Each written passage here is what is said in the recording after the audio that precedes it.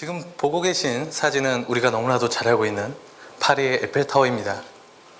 이는 산업혁명 이후 생산 중심의 시대를 의미하죠. 당시 유럽의 대부분의 건축물들이나 성당들은 돌과 같이 무거운 재료를 통해서 건물을 완성해야 했습니다. 그렇게는 시간이 수십 년에서 수백 년 이상의 시간이 걸리기도 했죠. 이러한 전통적인 산업 방식에서 이제 기술 중심의 시대로 변화했다고 볼 수 있는 겁니다. 즉, 철을 통한 대량 생산의 시대가 열린 거죠. 이를 두고 우리는 철의 승리라는 표현을 하기도 했습니다. 산업혁명 이후 산업이 공장, 기계, 선박, 항공기, 자동차에 이르기까지 많이 만들어지면서요, 그거를 돌릴 수 있는 많은 기름을 필요로 했습니다. 그래서 기름이 나오는 중동과 같은 도시에서는 기름을 팔아서 나라를 운영하게 되겠죠. 다시 말해서 기름으로 먹고 사는 나라가 됐습니다. 그런 나라도 이제는 기름이 고갈되는 문제를 안게 되자 새로운 도시를 건설해서 공간을 경영해서 먹고 사는 나라로 변화를 시도하고 있습니다. 안녕하십니까? 저는 공간 경영이라는 새로운 분야를 열고 있는 공간 경영 전문가이자 건축가인 임동구입니다. 자, 공간 경영. 공간 경영이란 뭘까요? 공간 경영.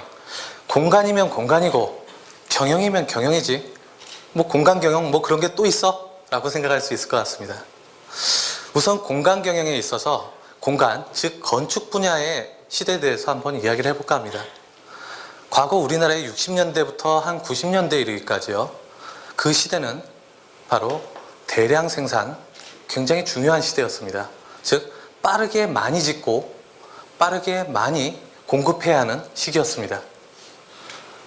그렇게 만들어지던 우리의 건축 산업은요, 변화하기 시작하죠. 더 빨리 많이 짓는 것에서부터 어떻게 하면 이제는 공간을 잘 유지하고 지키고 또 발전시키고 그 가치를 더 만들어낼 수 있는가를 고민해야 하는 시대로 말이죠. 그렇다면 이제 경제, 공간 경영 중에 경영이네요. 경영의 현실. 우선 좀 크게 경제적인 현실을 한번 볼까요? 어떻습니까? 우리 사회의 경제적 환경은요, 개인이든 기업이든 국가든 굉장히 어려운 현실적 환경에 놓여 있습니다.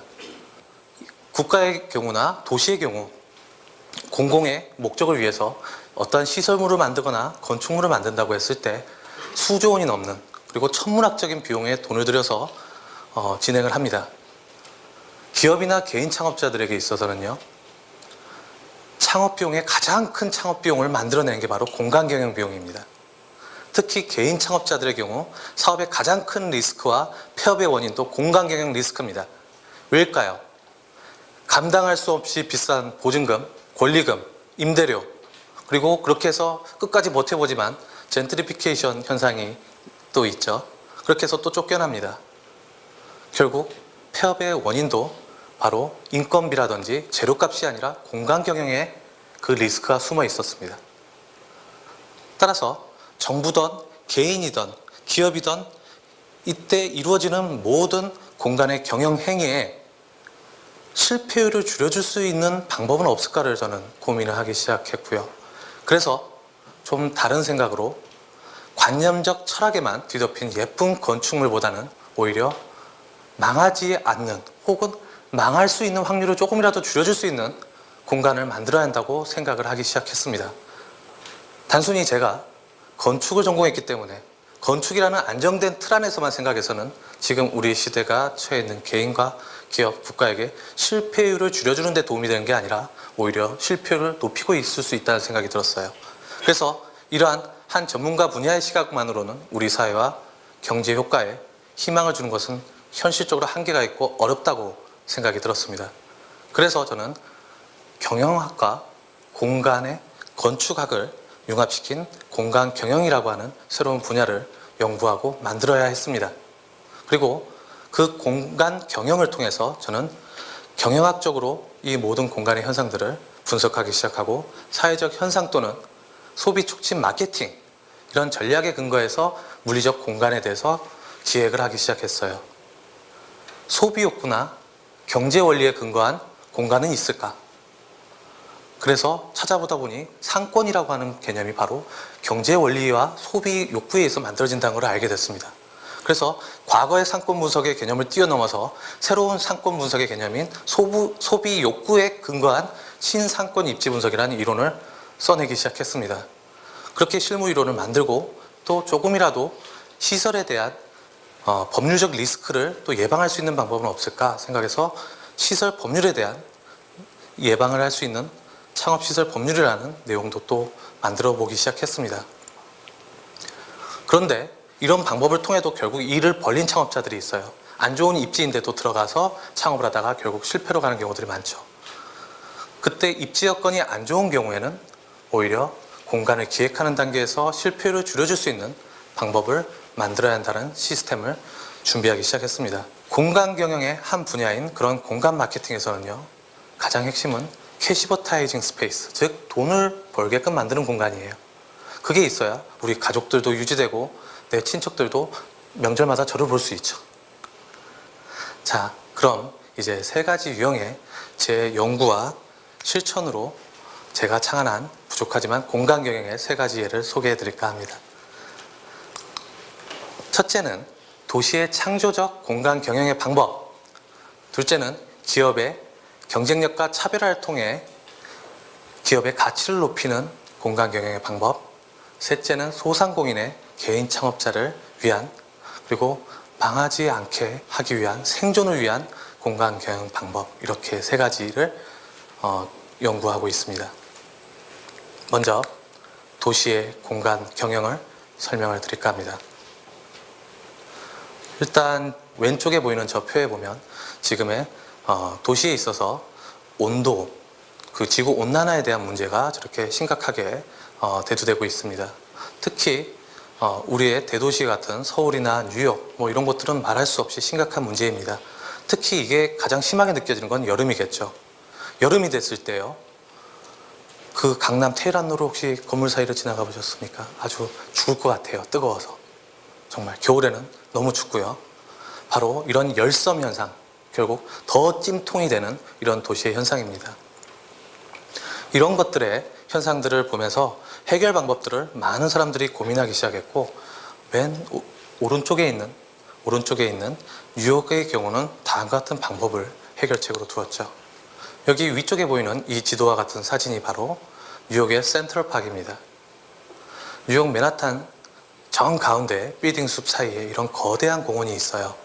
길이는 약 4.1km에 달합니다. 자, 우리나라의 경제도시 중심이 어딜까요? 강남을 생각해 봅니다. 테헤란로. 그렇다면 이 테헤란로의 거리가 얼마나 될까 계산을 해보셨나요?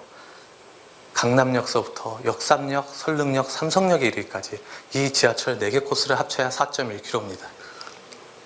우리가 경제가 아닌 환경을 선택하고자 한다면 이 4.1km를 모두 포기하고 공원을 지어야 할지 모릅니다.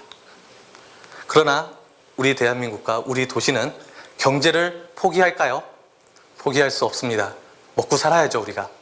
저도 갈 데가 없어집니다, 그러면. 여러분들도 졸업 이후에 갈 데가 있어야겠죠. 그래서 바로 우리는 경제도 포기할 수 없고 살아야 하니 환경도 포기할 수 없습니다. 이런 과정에서 우리는 바로 창의적인 이런 제한된 공간 속에서 창의적인 해법을 만들어야 했습니다. 그래서 발칙한 상상을 한번 해봤습니다. 무엇일까요? 바로 저런 뉴욕의 센트럴파크 같은 공간을 가질 수 없다면 저것을 좁은 공간에 말아 올리자라는 생각이었습니다. 바로 이렇게요. 빌딩 숲 사이에 건물 한두 필지의 공간만 있다면 4.1km가 아닌 9.5km 이상의 공원의 코스를 구현해낼 수 있습니다. 신기술이라고요? 물론 신기술일 수 있습니다. 그러나 꼭 그렇지만은 않아요. 우선 이 구조물은요, 콘크리트로 만들지 않았습니다. 그리고 건축의 틀을 벗어나려고 애를 썼습니다. 왜냐하면 건축이 모든 걸 해결해 줄 수는 없기 때문이죠. 자, 여기 있는 구조물은 바로 우리가 지나가면서 많이 봤을 교량 구조물입니다. 철제 교량 구조물이에요. 이미 있는 기술입니다. 그것을 활용해서 우리는 이런 새로운 공공의 공간을 조성할 수가 있습니다. 그리고 건물의 형태를 취했다면 모든 층들이 빛을 받거나 혹은 비를 받거나 혹은 바람을 맞는데 한계가 있을 거예요. 그래서 바로 이 형태의 구조를 따온 게 바로 융합적 사고에 의해서 의학에 있는 헬릭스 구조를 가지고 왔습니다. 그 헬릭스의 형태를 가지고서 구조공학적으로 풀고 나니까 바로 이와 같은 형태가 나오더라고요. 이걸 통해서 모든 면이 다 빛을 받고 또 숨을 쉴 수 있는 그런 공원이 될 수 있는 구조가 되었습니다. 그 내부는 이렇고요. 이제 주말이 되어야 큰 공원을 찾는 게 아니라 도심 속에서 언제든 잠깐 나가서 볼 수 있는 그런 공원이 될 수 있습니다. 그리고 이 공원은 사계절을 모두 담습니다. 봄에는 튤립 축제, 벚꽃 축제, 데이트가 생각나시죠? 그리고 겨울에는 눈꽃 축제에 이르기까지 다양한 관광 이벤트들을 담을 수 있겠죠. 또한 여기에 보이는 이 빨간색의 이 모양은 모노레일입니다. 이걸 통해서 이 공원 구조의 전체를 30분 코스로 도시를 관광할 수 있는 관광 마케팅적인 컨텐츠여서도 함께 넣었습니다. 우리의 현실이 오히려 힘들기 때문에 우리가 사고하고 창의적으로 새로운 것들을 만들어야 하는 이유라고 생각합니다. 그렇게 만들다 보니까요, 요즘 백화점의 매출이 요즘 떨어진다고 해서 백화점에서 연락이 왔습니다. 그래서 왜 그럴까 고민해보니 프리미엄 아울렛 같은 데서 가격 파괴 할인을 하니 자꾸 그쪽으로 빠져나가죠. 그러니 매출이 줄어들고 있습니다. 그래서 여기에 수직공원을 함께 만들어 놓는다면 저와 같이 1시간 이상 머리가 아파서 쇼핑을 못하는 사람들에게는 중간에 바람도 쐬고 자연도 또 느낄 수 있는 그런 공간을 통해서 더 오랫동안 머물게 해서 소비를 만들어내고 또 방문율을 생활 속에 공원을 만들어 놓음으로 인해서 자주 찾기에서 소비를 연결시킬 수 있는 그런 마케팅적 요소를 결합시켜 보기도 했습니다. 자, 이를 위해서는 어쨌든 우리는 많은 생각들을 해야 합니다. 이제는 기업과 그리고 이제 개인 소상공인의 공간 경영 방법에 대한 이야기를 하려고 합니다. 다음은 기업의 공간 경영 제가 디자인한 사례입니다. 특이하게 생겼죠. 여기는 다른 게 아니라 원래 공장이었습니다. 사람들이 이미 떠난 폐 공장 단지를 리모델링해서 만들어낸 곳이고요. 가운데에 있는 이 모형은 디스커버리호 우주 왕복선의 모양을 이 가운데 공장의 틀 안에다가 걸어놨습니다. 실제로 이 쇼핑센터에는 이러한 실제 그런 디스커버리호의 공간을 만들어서 모형으로 만들어 놓고요. 여기에서 사람들이 다양한 체험들을 할 수 있도록 새로운 경험을 만들어서 지역의 랜드마크가 되고 또 사람들에게 도시에 활력을 불어넣을 수 있는 요소로 소비 공간을 새롭게 개성 있게 바꾸려고 노력을 해봤습니다. 이제는 기업의 저런 쇼핑센터도 기억이 남아야 살아남습니다. 자, 다음은 우리가 소상공인의 공간 경영에 대한 방법이 될 것 같습니다. 개인 창업의 공간 마케팅, 가장 사실은 이런 소상공인에 대한 창업 마케팅이 가장 어렵습니다. 이제 제가 보여드릴 곳은 바로 아주 자그마한 7평짜리 가게입니다. 바로 이 파란색에 위치한 7평짜리 가게이고요. 여기에는 입지적으로 너무나도 불리해서 영업이 사실은 어려운 부분이 많았습니다. 그래서 고민을 하다가 이제 생존을 위해 공격적인 전략을 세우지 않는다면 여기는 사람들 눈에도 띄지 않을 거고 망할 거라고 판단했어요. 그래서 모바일 스페이스 마케팅 기법을 제가 만들어서요, 이렇게 안에 있는 공간을 밖으로 빼내서 확장을 시켜서 활용을 하는 그런 공간을 기획을 했습니다. 그리고는 이렇게 만들었습니다. 이를 통해서 내부의 공간 요소가 외부로 나가고 또 망했을 때는 또 가지고 갈 수 있고 팔아먹을 수 있게끔 그렇게 해서 폐업의 실패율을 조금이라도 줄이기 위한 방법을 고민했습니다. 여기가 망하면 카페가 들어올 수 있도록 이런 바도 구성해놨고요. 이렇게 해서 움직이는 미용실, 그리고 내가 망했을 때를 걱정한 새로운 방법도 고민했습니다. 자, 다음은 더 작습니다. 여긴 몇 평이나 될까요? 3평입니다. 3평의 창업입니다. 이곳은 약 9년 이상 계속 많은 점포들이 성공하지 못하고 나간 곳들이에요. 다시 말하면 망해서 나갔던 자리입니다. 그곳에 한 창업자분이 찾아오셔서 이제 새로운 창업을 준비하고 계셨어요. 그게 바로 버블티 카페입니다. 우리 좋아했던 버블티요. 유명한 몇 개 브랜드들이 있죠. 대만, 일본, 필리핀 이런 곳들과 이 브랜드들과 경쟁하고 주변에 커다란 프랜차이즈 카페들과 경쟁해서 살아남을 수 있을까? 3평으로 불가능하죠. 그래서 고민하다가 제일 좋은 브랜드가 어딜까? 잘 나가는 브랜드를 버블티로 봤더니 대만이더라고요. 대만에서 넘어온 그 브랜드.